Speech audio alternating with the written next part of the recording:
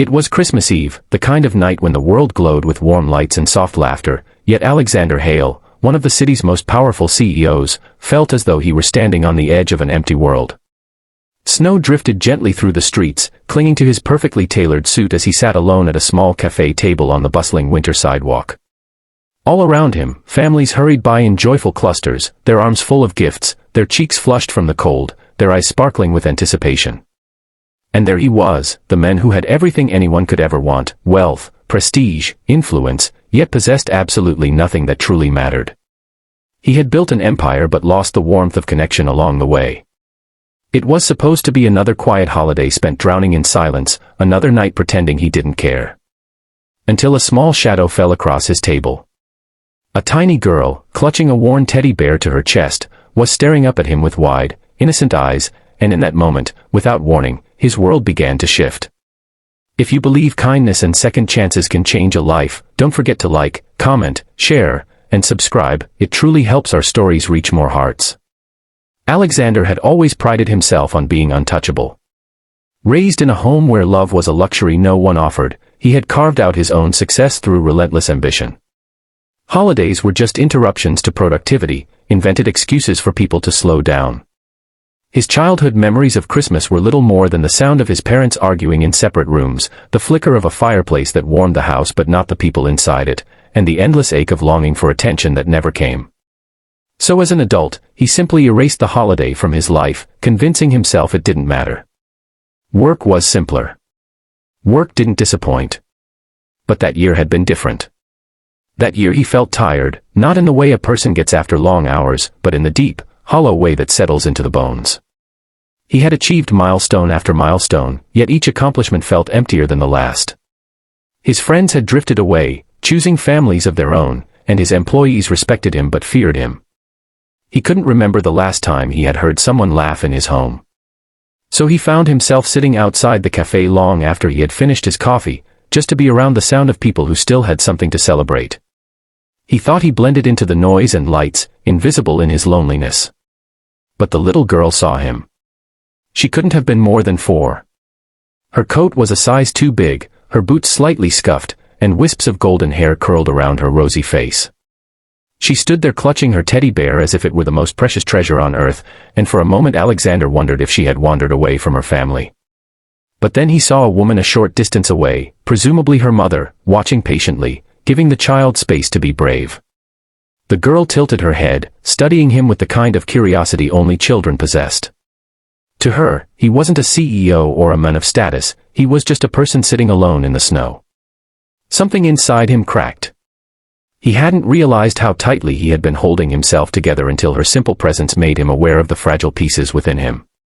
She looked at him the way no one had in years, without expectation, without judgment. Just pure sincerity. He felt ridiculous for wanting to look away. But he couldn't. The little girl stepped closer, hugging her teddy with both arms. She didn't seem bothered by the cold. She didn't seem bothered by his expensive suit or the intimidating sharpness of his expression.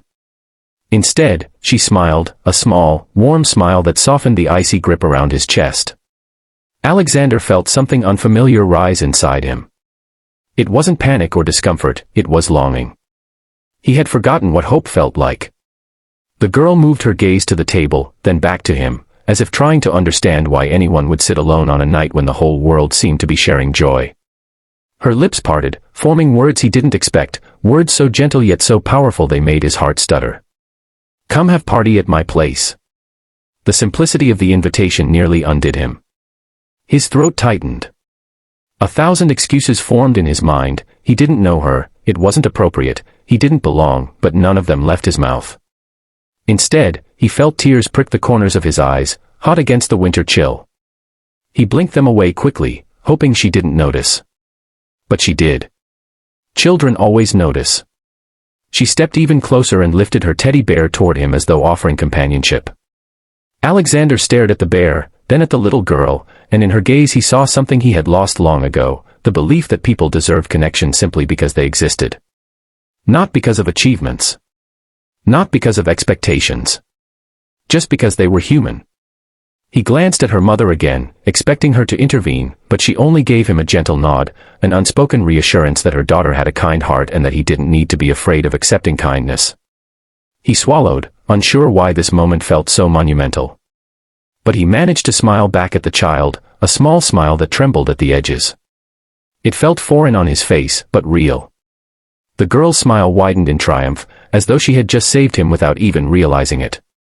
And maybe she had.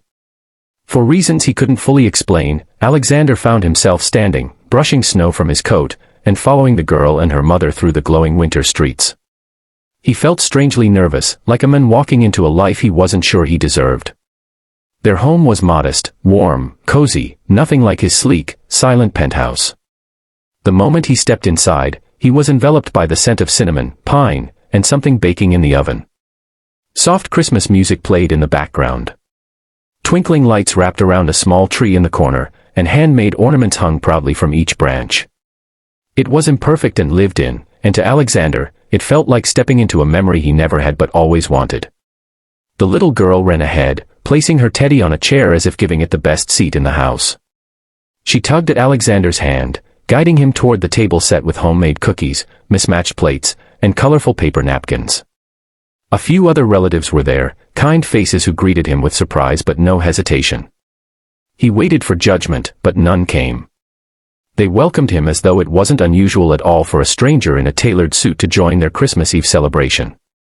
Alexander felt overwhelmed. He didn't know how to accept kindness without repayment.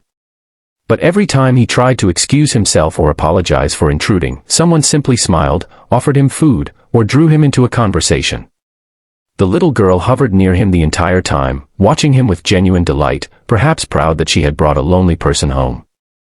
Slowly, something inside him softened. He laughed, actually laughed, for the first time in months. He tasted food that wasn't from a catered platter. He listened to stories about love, struggle, joy, and loss. And he realized how desperately he had needed to feel human again. As the evening went on, he found himself sitting by the small Christmas tree, holding one of the child's handmade ornaments. It was a paper snowflake painted with glitter, uneven and imperfect but beautiful. The little girl crawled into the seat beside him, resting her teddy on his lap as though entrusting him with something important. Her mother watched from across the room, her eyes warm. Alexander felt a tightness in his throat again, but this time he didn't fight it. A single tear slid down his cheek, catching the glow of the lights. He whispered a silent promise to himself that he would never let another Christmas pass in emptiness. Hours later, as he left their home with a heart that felt full for the first time in years, he understood that the little girl had given him something no boardroom, no success, no fortune ever could: connection. A reminder that even the loneliest hearts can find their way back to warmth. If this story touched your heart even a little, please like the video, share it with someone who may need it, and make sure you're subscribed so you never miss another story.